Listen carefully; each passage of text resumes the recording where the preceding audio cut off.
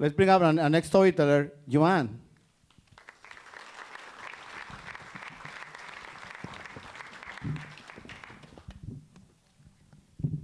It's on? We're on. I have been a foreigner since I turned 19. When I was a little girl, I didn't know really where I just fit in. But after reading the book Madeleine, I knew my destiny was to be French. I was enthralled by all things French, from French toast to French kissing. My idols were Maurice Chevalier, Marcel Marceau, Toulouse-Lautrec, and I felt very bohemian, and I really liked practicing those French kisses. My mom's here tonight, by the way. I never told you about that, Mom. Finally, when I was 19, I was off to study in Paris. This is what I had been dreaming of my whole life, and I told everyone, I'm moving to France. I knew I was going to fit in. I had learned French. I knew my French was perfect. Nobody would know. When I got to Paris, I made 3 mistakes in the first 2 hours. First, I went into the Jardin des Tuileries and sat down. And a little man came over and asked me for money. I would shoot him away. I was sure he was begging. Well, that was the first time, but not the last, that a Frenchman got mad at me. How was I supposed to know that you have to pay to sit in the garden and look at the museum? So I decided, second mistake, to take a walk down the Champs-Élysées. Oh my gosh, it was amazing. I decided I had to go and have a glass of wine. So what if it was 8 o'clock in the morning? Everyone knows that the French drink wine all day long. A hot day, a glass of cheap red wine. And at 19, I was really tipsy. That's probably why I made the worst mistake of all, leaving that little cafe. Walking down the street, I made eye contact with a man, and I said, hello. Well, I said, bonjour. Back home in Evanston, everyone says hello to each other in the street. Well, he was a police commissioner.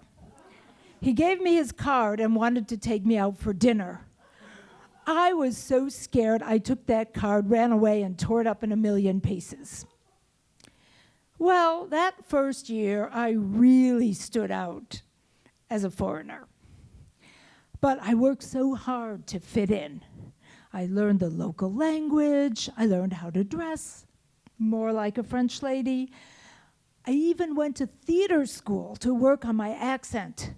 I made French friends. But they called me the American, l'Américaine. And you know what? I kept that title my whole life in France. And when you think about it, we do the same thing here, too, to immigrants that come to our country. Even after they become naturalized, it's always my Mexican friend, my Russian friend. Think about it. Well, I eventually married a Frenchman. Actually, a few Frenchmen. But one at a time, don't worry. And I became an immigrant to France. And then I became a French citizen. So today I am French, and I am an expert in French kissing. With husband number 2, we lived in Pakistan, Egypt, and Qatar. Sometimes I was seen as an American and sometimes as a French woman. And sometimes it was better to be seen as a French woman. You know, the ugly American. In Pakistan, I started learning and understanding the Muslim religion, and I changed my whole lifestyle. Here I was in a huge house with a view of the Himalayas, and a housekeeper and a cook. I had 4 bathrooms and someone to clean them. That was back in the 80s, and the American embassy had just been burned down before we arrived. But I wasn't worried. The pool was still there, and I could take my friends to the American Club. That was the only place in Islamabad, maybe in Pakistan, where you could get pork chops and champagne. But danger was all around us. We made friends with a science teacher from the American school, and he invited us over for dinner one night. While we were at his house, he opened a closet. It was jam-packed with guns. I was terrified. Needless to say, we never went back to his house for dinner. Much later, I found out that he was actually a spy gun running for the Afghani rebels. He was caught by the Pakistanis, condemned to 10 years of hard labor, and miraculously, the CIA or someone else got him out of the country. After that, we moved to Egypt, where we stayed for 3.5 years. It takes about a year to adapt to a new country and to learn the traditions, the customs. And it took me about that long to learn how to get around the fish market. And I learned enough Arabic to manage in my daily life. I learned customs that would allow me to be courteous. But when I first arrived, my landlady showed me a ring. It was a huge diamond ring. So being a polite American and a French lady, I said, "Oh, that ring is gorgeous." Then she wanted to give it to me. Well, in Egypt, if you make a compliment to someone on any of their possessions, from their rings to their house to their car, their clothes, they will offer it to you as a gift. If you take it, you are expected to give a gift back of equal or higher value. Well, it took me a while to get myself out of that one. But I learned later on that what you say is, "Oh no, I can't possibly take that ring. It suits you so much better than it would ever suit me." Or you don't make compliments.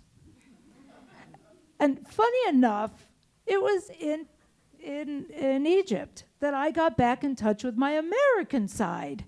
I made friends with a bunch of Texans, and they taught me how to two-step on a rooftop in Cairo. It was great. I loved Cairo. I even learned to drive there. Has anyone been to Cairo?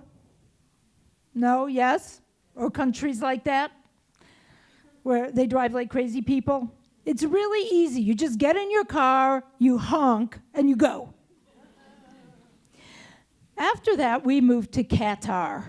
So Qatar is a tiny little country in the Persian Gulf, bordered by Saudi Arabia. Has anyone been there? No? Okay, so I can tell you anything and you'll believe me. No, it was a really, really great place to live.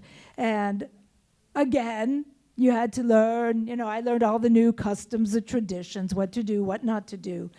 And for me, the biggest difference is the relationships between men and women. I got a job there working for the French radio, and all of my technicians were Qatari men. The saddest thing happened to me one day when my favorite technician, Saad, came up to me and he said, "Joanne, I can't work with you anymore." "Why?"